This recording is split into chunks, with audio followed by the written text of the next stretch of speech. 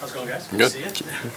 Jonathan, we get the deal done to stay here in Colorado. We heard from your agent on a public podcast, and he said you don't mess with happy. Mm-hmm. Can you just speak a little bit about the situation here that was so enticing that made you want to come back? Yeah, I just enjoyed my first year. It's a great room. The guys are great. Staff is great as well from every little aspect. So, I didn't want to go anywhere else. I really enjoyed my year, like I said, and just happy we could find a deal to make me come back for one more year. And like I said, my family loves it as well. It's a great spot to play and live, and I'm very happy to be back. Ryan Boulder.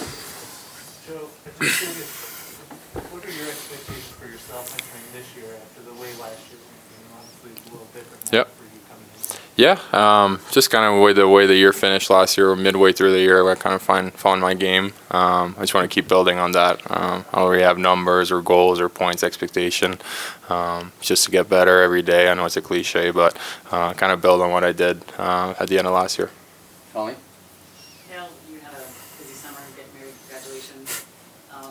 Did you do anything different this summer for your conditioning and how you're getting prepared for the season? Sorry, first off, before your question, I just want to obviously send my condolences to the whole Gaudreau family. I don't know if Nate or Taser said that before, but obviously a very tough loss for the hockey community. And it was growing up in Calgary and being a Flames fan before I was drafted to the Avs, and watching Johnny play for them before was pretty special, and just to see the energy that he brought that city. So definitely a tough loss, so just want to send my condolences to them. And then in terms of that question, it was obviously a little bit different summer, but overall there was nothing different in terms of just training conditioning wise, just prepping myself the same way.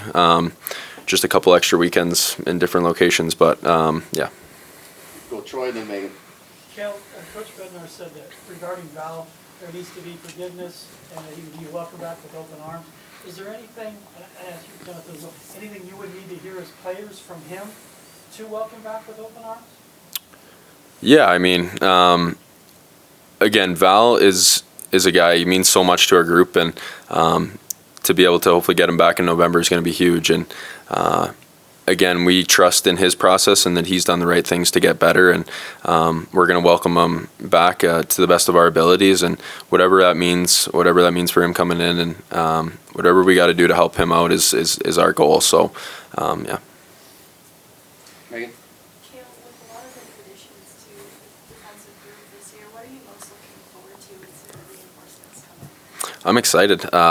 I felt like we brought in some really good players. Obviously with our hands tied quite a bit with the cap, I feel like management, they did an incredible job. So bringing in Shillington, Brandstrom, DeHaan, and am I missing somebody? I feel like is that it? Yeah. But obviously all three really good lefties, and I'm excited that the prospect of playing with those guys and seeing how they can adapt to our system. I think our style of play, really fits their games well. Shillington, very fast puck-moving guy. He likes to get up the ice and play two-way, and then obviously Brandstrom as well, very, very agile, kind of like a G, likes to get up the ice too. So I'm excited. I think those guys are excited, and hopefully we can continue to just integrate them into our systems quickly here. Mark. This is for Cale. Another Val question. Given how the last 3 seasons have played out, can you win the cup without Val? Yeah, I think it's tough when you look at it like that. Like, obviously he's a huge piece of our team, but at the same time, I'd like to think if you remove myself, remove Nate, this group's still got a really good shot at going all the way. So I don't look at it as something as our team's absolutely doomed if you remove a specific guy. I think we have the key pieces all around the lineup to be able to compete. So it just definitely makes it more challenging when you have guys like that eat minutes, and you lose them at key points. But again, he's somebody that's seeked help, and he's getting it. So hopefully we wish him the best and excited to get him back in November. A few last ones, Evan.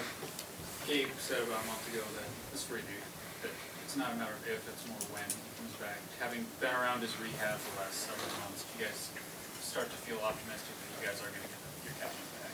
Yeah, obviously Cale has seen Gabe rehab a little longer than me, but just seeing him on the ice, the way he's skating and progressing, that's very good to see for us. Obviously, Gabe's the leader of that room. He's the captain, and you could feel it when he walks in the room. He's got that presence, and just to have him around, even last year, having him around is good.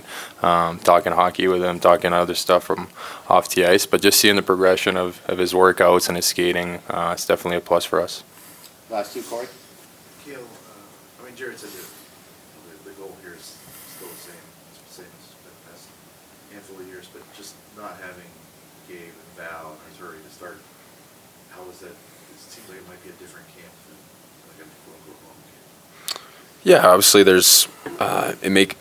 to be honest with you, if anything, it makes a more competitive camp. There's those spots that need to be filled, and we have a lot of depth and a lot of guys that we've signed and brought in to hopefully fill that, whether it's rookies or up and down the line of veteran guys. So I think if anything, it just changes the competitiveness in camp, knowing that those spots are fully open for the taking to begin the season. So that's something that I'm excited about, and definitely makes hopefully everybody excited to go into the rink every day. Thanks, Barrett. For Jonathan, I was going to follow up on that same question. Yeah. What is your relationship with a player like that who's got the C on his sweater, but you've never played with him as a teammate? Yeah, he's still around. Obviously, you don't see him on the ice or on the bench, but Gabe's around after every game for practices, after practices. Obviously, I got hurt with my injury. It was kind of a similar cut, and it was nice to have Gabe around, definitely for that, and just a mental aspect of talking about that injury. And but I think just for the group, it's not like Gabe's not there. Gabe's is right there. He's working out. He's skating. He's talking to young guys. Talking to everyone. So we're just excited for him to get back on the ice and be the player he was before. Okay, thank you, everyone.